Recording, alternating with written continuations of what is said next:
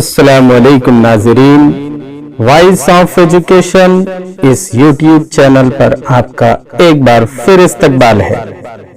Video کو پورا دیکھنے سے پہلے آپ سے پرخلوص گزارش ہے کہ اگر آپ نے ابھی تک ہمارے چینل کو سبسکرائب نہیں کیا تو نیچے دیے ہوئے لال رنگ کے سبسکرائب بٹن پر کلک کریں، بازو میں بنے ہوئے بیل آئیکن کو ضرور دبائیں تاکہ آپ تک اگلی ویڈیو کا نوٹیفیکیشن سب سے پہلے پہنچ جائے۔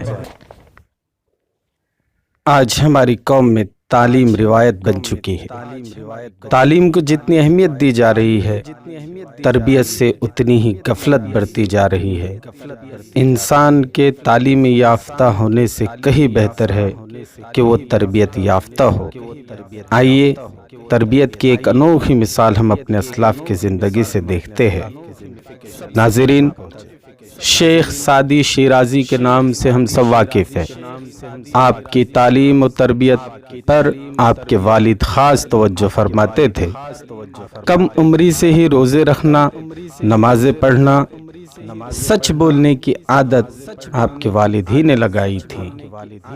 جھوٹ، لعن طعن، ہنسی مذاق اور کسی کی بھی غیبت کرنا یہ اخلاقی انحطاط کی نشانیاں ہیں۔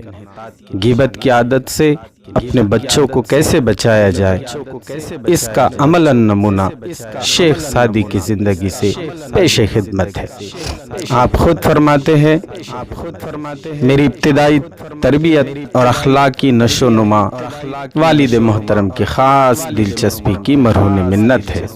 وہ اکثر اپنے ساتھ ہی شب بیداری کا عادی بناتے، تہجد کی ریاضت کا پابند بناتے۔ ایک رات ان کے ساتھ میں نوافل پڑھ رہا تھا، قرآن کریم میرے پاس ہی رکھا ہوا تھا اور عبادت الہی میں میں منہمک تھا۔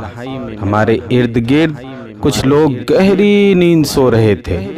میں نے والد کو کہا، ان نیند کے متوالوں میں سے کوئی بھی نماز کے لیے سر نہیں اٹھاتا؟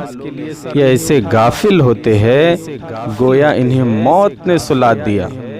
انہوں نے فرمایا، بیٹا اگر تم خود بھی سو جاتے تو مخلوق کی غیبت کرنے سے بہتر تھا۔